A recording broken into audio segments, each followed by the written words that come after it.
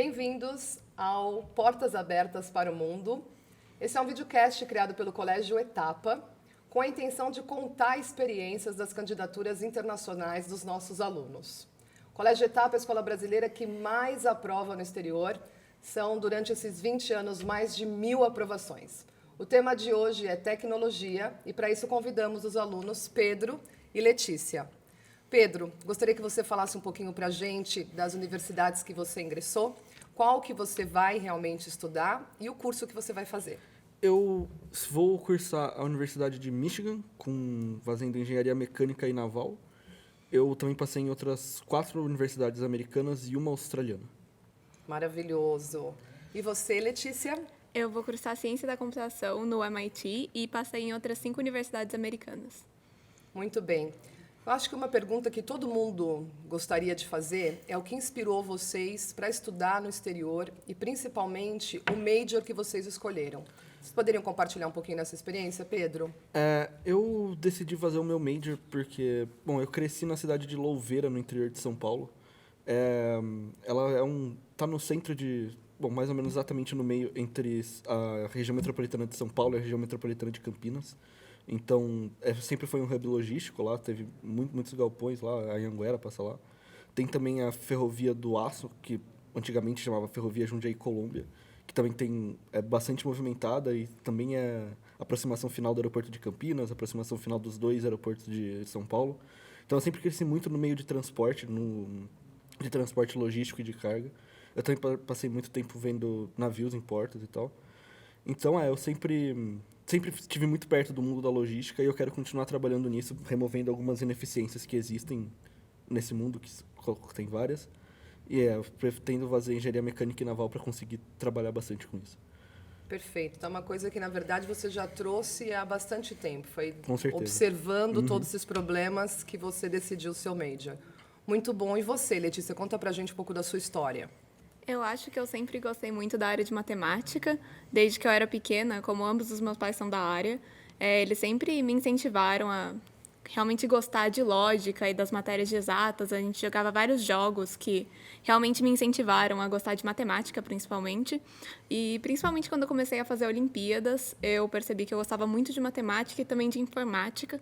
E foi por isso que eu acabei decidindo cursar a Ciência da Computação. Perfeito. Por falar nessas atividades que vocês gostaram e pretendem continuar no futuro, algumas atividades extracurriculares foram importantes para vocês durante esse processo? Tanto no colégio quanto fora do colégio, vocês tiveram experiências que contribuíram para essa decisão? Pedro? Eu tive sim, eu participei de Olimpíadas de Conhecimento, participei da Olimpíada de Física, da Olimpíada Experimental de Física, YPT, participei também da Olimpíada de Informática, todas elas foram muito importantes na minha aplicação, eu consegui medalha nelas, foi muito importante. Eu também participei de uma organização sem fins lucrativos, que é o NOIC, que a gente escrevia aulas sobre Olimpíadas, né, o Núcleo Olímpico de Incentivo ao Conhecimento. Então, eu participei no time de informática, então eu escrevi várias aulas sobre Olimpíadas. A gente também fez um grupo de finanças, a Letícia também participou disso, que foi importante. Eu também tenho a carteira de piloto privado de avião, que também me ajudou muito a escrever várias essays aí. A gente vai falar sobre as essays. Essays, para quem não sabe, são as redações, e a gente vai conversar um pouquinho sobre isso também. Lê, conta um pouco para a gente das suas atividades extracurriculares. Eu sempre gostei muito da área de exatas, como eu mencionei, então eu fazia a Olimpíada tanto de matemática quanto de informática, e foi na Olimpíada de Informática que eu peguei gosto por programar, e isso me incentivou bastante a cursar a Ciência da Computação. Além disso, eu fiz alguns cursos de verão relacionados ao meu major. Eu participei de um curso de Machine Learning pela Universidade de Nova York, e além disso, eu também fiz alguns projetos individuais de programação mesmo, e acabou me incentivando bastante a cursar a Ciência da Computação depois. Maravilhoso. Falando sobre o processo de candidatura em si, né? Quais foram os maiores desafios para vocês? Se vocês pudessem deixar uma dica para alunos que estão aplicando, o que vocês diriam?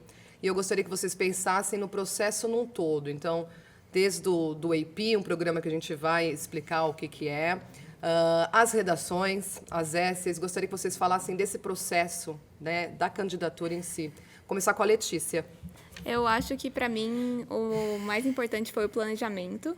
E por conta de ter muita coisa para fazer, ter que manter as extracurriculares e as notas na escola, fazer as provas padronizadas que fui fazer, escrever redações, o mais importante para mim foi planejamento e sempre ter muito claro o que eu tinha que fazer para que não juntasse tudo ao mesmo tempo e eu não conseguisse dar conta de tudo. Eu acho que, então, o mais importante foi realmente a organização. Perfeito. E o maior desafio? O maior desafio, acho que foi justamente relacionado a isso, foi realmente balancear tudo de um jeito que fosse saudável para mim e que eu conseguisse um nível estável em todas as coisas que eu tinha que fazer. Perfeito. Pedro? Eu acho que concordo com a Letícia que é importantíssimo estar tudo planejado. O processo é muito longo, ele, querendo ou não, vai durar os seus 3 anos de ensino médio, por mais que você só comece ele no seu segundo, no seu terceiro ano, você já vai ter começado de verdade, porque você vai precisar mandar suas notas. Inclusive, algumas universidades pedem as notas do 9º ano. Sim. Então, é um processo muito longo, muito extenso. Você tem que ter tudo organizado, você tem que saber o que você tem que fazer. E, sim, na minha opinião, o que eu mais achei mais difícil foram as redações. Eu acho que a gente vai falar mais disso depois. Mas elas podem ser muito maçantes, geralmente, se você for aplicar para várias universidades, você vai ter muitas redações para fazer. Então, você estar organizado quanto a isso é muito importante. Eu acho que é a parte mais difícil do processo. E uma coisa até que eu gostaria de ilustrar conversando com vocês, porque é algo que eu converso com os demais alunos que estão se candidatando atualmente, realmente é essa questão da organização, porque vocês conseguiram fazer as provas padronizadas antes do terceiro. Isso ajudou bastante para que vocês tivessem mais tempo para escrever as redações, né? Vocês fizeram o SAT e fizeram o TOEFL e o IELTS, né? O SAT é o vestibular americano, vocês fizeram essa preparação no colégio, e o TOEFL e IELTS vocês também conseguiram estudar, tiraram boas notas, estão mais do que de parabéns, e conseguiram também se dedicar principalmente ao AP. Eu queria que vocês contassem um pouquinho sobre o AP. Gostaria até que vocês explicassem o que é o AP para os alunos que não conhecem. Pedro, você poderia falar um pouquinho sobre o programa? Então, os APs, ou Advanced Placements, né, que é o nome da prova, eles são... Nos Estados Unidos, eles, na verdade, são um curso que são finalizados com uma prova padronizada, que ele tem o intuito de colocar num nível universitário durante o ensino médio. Você tem matérias de cálculo, matérias de ciência da computação, matérias de física, são todas, e várias outras, eu fiz as de exatas, né, mas tem várias outras, em geral, a nível de ensino de universidade, que elas, inclusive, te ajudam... Tem 2 momentos principais que elas vão te ajudar. Né? Os cursos são importantes e o que vai te ajudar mesmo no final são as notas da prova padronizada. Elas te ajudam primeiro na sua admissão, porque para você mandar seu application e você falar que você fez vários APs, eles vão ver, ele já teve bastante experiência de matérias avançadas, não necessariamente só o que se vê no ensino médio. E depois da sua admissão, quando você for entrar na faculdade, as suas notas no AP, dependendo da faculdade, cada faculdade tem sua política quanto a isso. Inclusive, dentro da faculdade podem ter várias políticas, que você pode pular alguns cursos. Por exemplo, se você fez o AP de cálculo AB, você em geral vai poder pular o curso de cálculo 1 na faculdade, isso ajuda muito. E que ajuda você, por exemplo, como você não vai fazer o curso de cálculo 1, você já vai começar no cálculo 2, por exemplo, você vai ter mais tempo depois para pegar matérias mais avançadas, possivelmente até adiantar um mestrado, por exemplo. Perfeito. Então é muito importante. Quais provas você fez, Letícia, do AP? Eu fiz tanto as aulas quanto as provas do curso de Calculus AB, que é o nível inferior de cálculo, e eu tirei um 5 nessa prova, e eu também fiz tanto o Physics 1 quanto o Physics 2. Perfeito. Você fez quais provas, Pedro? Eu também fiz o AP de Cálculos AB, o Physics 1 e o Physics 2, e eu fiz o Computer Science A, que não é de 1 e 2, Computer Science A e não tem o B. Então, eu fiz essas 4, eu tirei 5 em todas, e é bom frisar que as notas vão de 1 a 5, então 5 é a nota máxima. Exato. Então, eu fiz essas 4, que o AP de Cálculos e os 2 de Physics eu tive aula no colégio, e o AP de Computer Science aí eu aprendi eu estudei parcialmente sozinho e parcialmente bem mais com o preparamento para a Olimpíada de Informática do colégio. Perfeito, perfeito. E lembrando que o Advanced Placement, o programa AP, é um programa que faz parte do currículo americano. Então, o fato de vocês terem acesso a esse programa e principalmente conseguirem boas notas, certamente diferencia a candidatura. Com certeza. O AP vocês fizeram a prova oficial em maio. Vocês diriam que sobrou tempo de maio até novembro, para quem fez o Early, a gente vai falar também sobre Early Application. Vocês diriam que sobrou mais tempo, tendo tirado o SAT da frente, TOEFL IELTS da frente, sobrou mais tempo para dedicação para as redações? Ah, sim, com certeza. Com certeza. Era basicamente o único foco nesse segundo semestre do último ano, era escrever as redações. Então, não ter SAT, não ter TOEFL, não ter nada no caminho foi essencial. Vocês começaram a escrever a partir de maio? Vocês focaram só para o AP até maio? Ou vocês já haviam começado o processo das redações? Por conta da pandemia, eu, na verdade, prestei as provas de AP online no mês de junho. Então, eu acabei começando a escrever minhas redações um pouco antes das provas de AP. Eu comecei a escrever meu personal statement em maio e terminei durante as férias de julho. E daí, foquei nas Ótimo. supplementals, Só que nas são as supplementals. redações que você tem que escrever para cada universidade específica durante o segundo semestre. Para diferenciar o que a Letícia falou, o personal statement é uma redação em geral maior, que é a que você vai mandar para todas as faculdades, que ela tem um tema específico, mas você geralmente, na verdade, você tem 7 temas para escolher. Um deles é qualquer tema. Então, você escreve ele antes de saber qual tema você está fazendo. Então, é mais falando sobre você. E essa redação, em geral, vai para todas as faculdades. Aí, cada faculdade tem algumas supplementaries. Então, eu também fiz parecido com a Letícia. Eu fiz o meu personal statement. Comecei um pouquinho antes do AP, terminei perto de agosto, setembro. E daí depois deu para focar bastante nas supplementaries, que por mais que são menores, tem muitas. Então você acaba perdendo bastante tempo com elas. Com certeza. Esse processo realmente de escrever as redações é um processo principalmente muito de autorreflexão, né? Sim.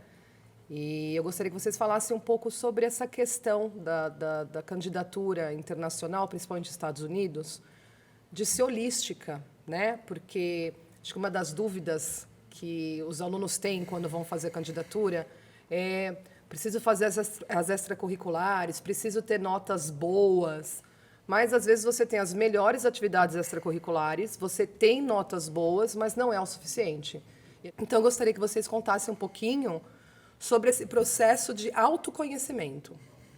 Quão difícil ou quão fácil para um aluno brasileiro, porque a gente não tem esse processo de reflexão, né? Para a gente é o vestibular, o Enem e acabou. Isso é importante falar mesmo. Tem muita gente que pergunta, tipo, com tal nota no SAT eu consigo entrar numa faculdade e tal? Não é assim que funciona em quase todas as faculdades. Você não tem uma nota mínima, não tem uma nota máxima. A única coisa que talvez tenha um pouco é com nota de proficiência de língua, que aí eles exigem mais que um certo ponto, mas Sim. exceto isso, você não tá com... minha média no ensino médio foi tanto. Isso me garante uma vaga? Não garante. Depende muito do que você fez fora disso. E depende muito de como você vai, como você mesmo diz, né, Fernanda? Vender o seu pitch com É verdade. com as essays. As essays são o que vão te mostrar. Porque assim, você pode ter feito um monte de extracurricular, um monte muito legal, mas aí você não soube mostrar por que elas foram importantes, como que elas vão te ajudar nas essays. E o pessoal não vai achar isso interessante. Ele fez um monte de coisa, mas ele não sabe como usar essas coisas. Então, as essays são muito importantes para você. Qual dica você daria, Pedro? Depois eu gostaria que você também respondesse essa pergunta, Letícia, porque acho que é realmente assim, um dos processos mais importantes da candidatura, para que o aluno escreva uma boa redação. Quais foram os seus insights? Você foi no site da universidade? O que você fez para realmente demonstrar o seu interesse e para mostrar que você também era um fit, não só a universidade? Isso é um negócio importante, o fit com a universidade, que as universidades lá têm perfis diferentes, né? Tem algumas que são muito mais acadêmicas, algumas que são mais técnicas, né? Mais mão na massa, entre aspas. Então, você tem que saber em qual você está aplicando e você tem que mostrar que você se encaixa nela e a faculdade se encaixa com você. Então, geralmente, isso no site da faculdade você vai conseguir achar. Eles postam resultados de pesquisas, resultados de extracurriculares, se for algo da universidade, esse tipo de coisa. Então, lá você encontra bastante coisa. E você conseguir ver, por exemplo, a Universidade de Johns Hopkins é uma universidade bem famosa. Ela é muito ligada à área de biociências, né? De biologia e especialmente pesquisa em biologia. Então, se você não tem muito interesse nisso, talvez não seja muito cabível a sua aplicação. Talvez em uma outra universidade, se você for uma pessoa mais acadêmica, mais focada para engenharia, mais técnica, talvez não seja o ideal. Mas daí você tem que ver o que você pretende fazer, né? Então, na verdade, conhecer bastante sobre a universidade, né? Letícia, como que você fez para escrever as suas redações? Você também pesquisou através dos sites? Você pesquisou pelo Major? O que te fez realmente, o que te ajudou, né? O que te inspirou para escrever essas redações? Eu também sempre consultei o site das universidades para principalmente encontrar informações, mas para mim o mais importante sempre foi não deixar o tema da redação me prender muito, e sim primeiro pensar no que eu queria falar naquela redação e não necessariamente exatamente o que o tema esperava de mim, mas sim o que eu queria passar com aquela redação. E eu acho que isso que foi a maior diferença na hora de escrever as minhas essays, foi falar sobre o que eu queria. Muito bem. E agora falando sobre o tema tecnologia. Como é que vocês se veem atuando no futuro, né? Então, vocês contaram um pouquinho sobre de onde veio esse desejo de estudar, o major que vocês vão estudar. Vocês vão fazer uma candidatura internacional em faculdades extremamente seletivas, que com certeza vão trazer muita experiência para vocês. Como que vocês pretendem contribuir amanhã com o mundo? Qual que é, se vocês já sabem qual que é a área que vocês querem atuar, como vocês desejam atuar. Letícia, eu lembro que uma das nossas conversas, você chegou até a falar que você gostaria de ter sua própria empresa um dia, né? Conta um pouco pra gente.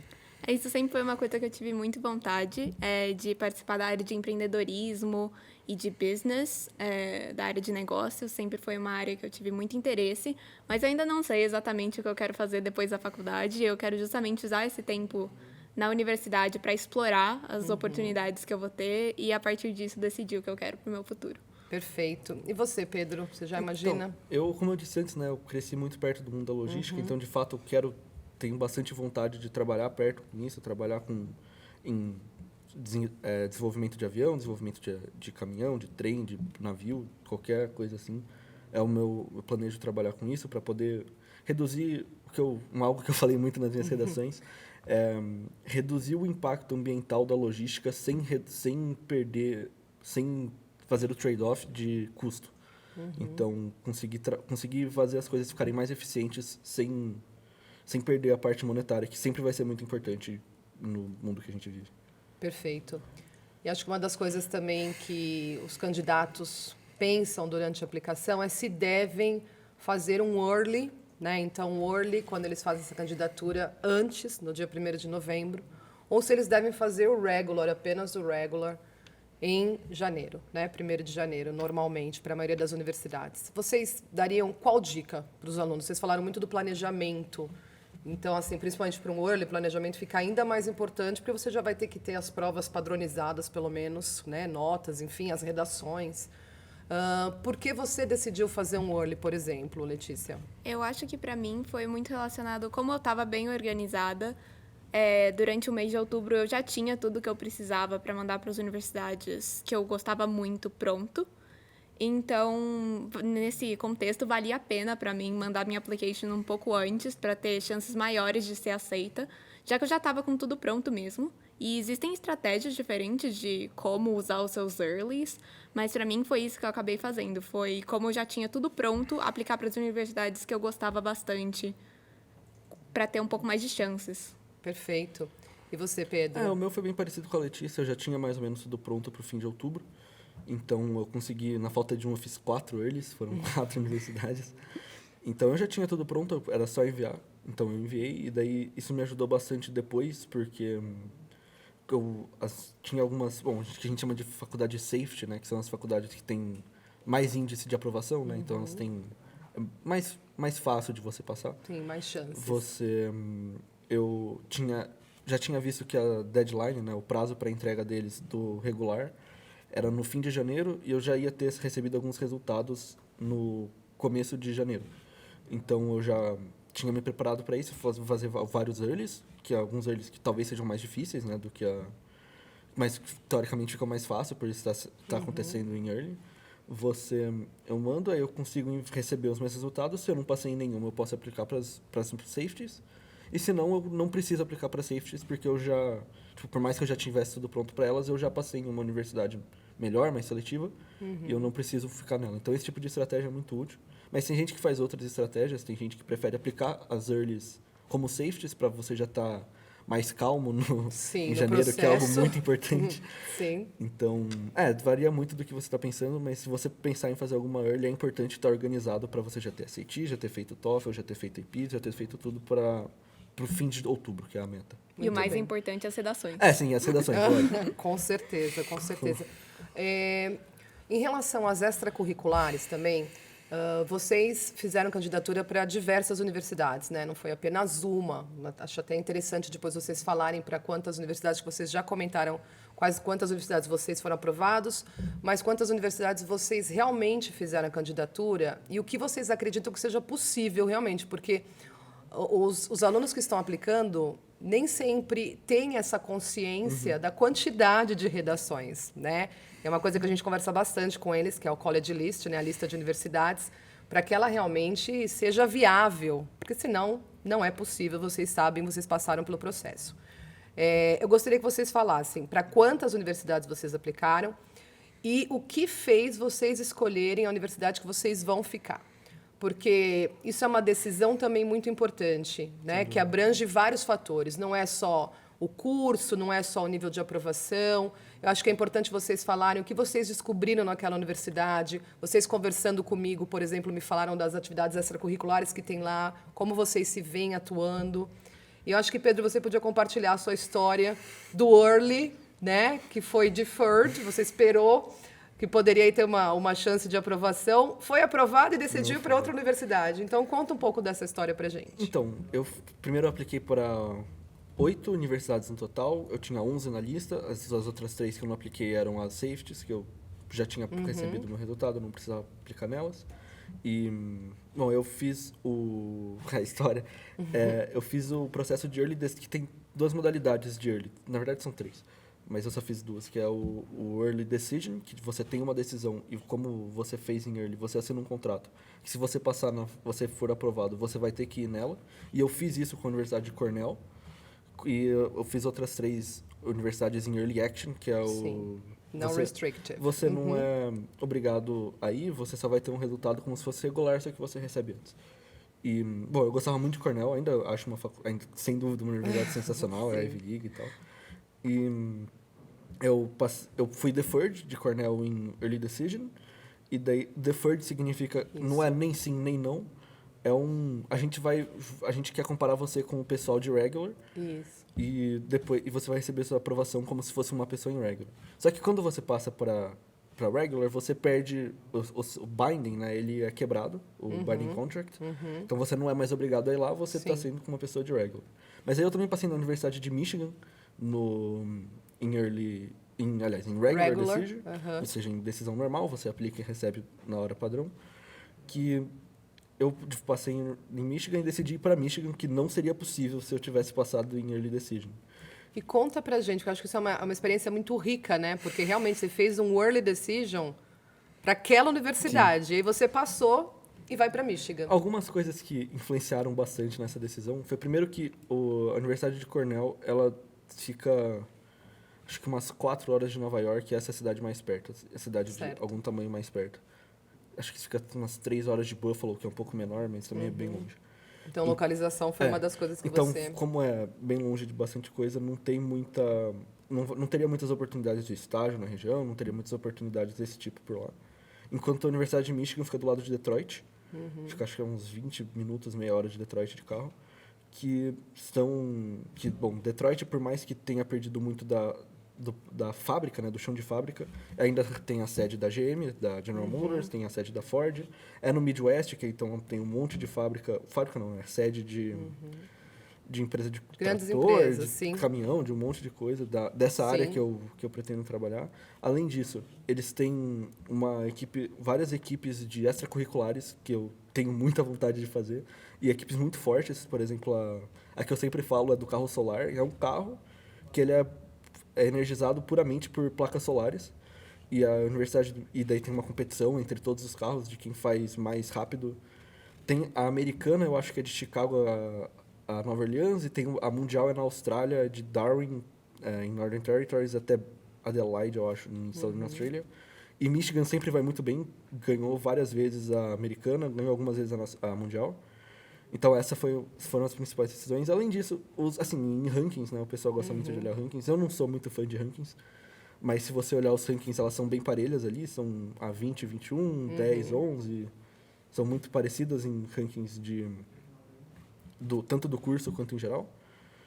E então, acho que essencialmente foi isso. Como eu pretendo trabalhar nessa área, eu acho que Michigan, por mais que não seja uma Ivy League, não tenha talvez todo o prestígio que tem, dentro da área que tem, eu acho que tem até mais prestígio que Cornell. Perfeito. Essa é uma experiência muito rica. Uma experiência muito rica. Letícia também, né? UCLA, MIT, são várias universidades prestigiosas. Por que você decidiu pelo MIT?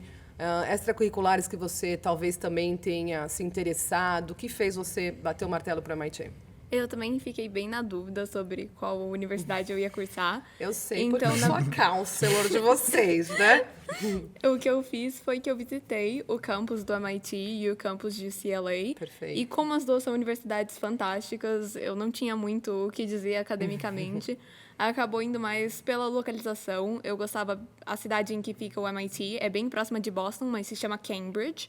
E é uma cidade menor, bem tranquila, enquanto UCLA fica em Los Angeles. Então, isso foi um grande peso. Eu gostei mais de Cambridge do que eu gosto de Los Angeles e acabei decidindo pelo MIT. Não confundir Cambridge com a universidade na Inglaterra, né? Também. Com certeza. Outra coisa que eu ia falar, o Cornell, eles não têm o curso de engenharia naval, eles têm só o curso de engenharia mecânica. E Michigan tem o curso de engenharia naval, considerado o melhor curso de engenharia naval do mundo. Então, esse foi um outro motivo forte. Eles têm a oportunidade de fazer os dois cursos, tanto mecânica quanto naval em Michigan.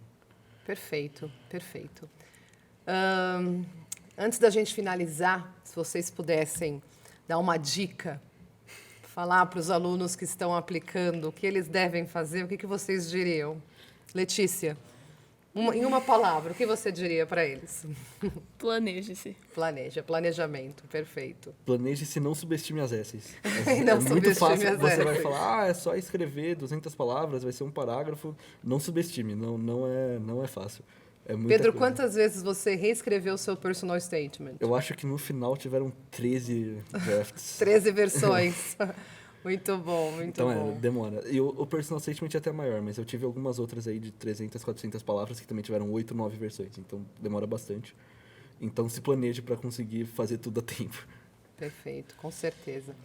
Bom, em nome do Etapa, eu gostaria de agradecer demais a participação de vocês, a contribuição, vocês terem compartilhado essa experiência que vocês tiveram, que foi intensa, e desejar, claramente, a melhor sorte do mundo. Eu tenho certeza, nós temos certeza, que vocês serão brilhantes e serão aí vozes ouvidas no futuro, com certeza.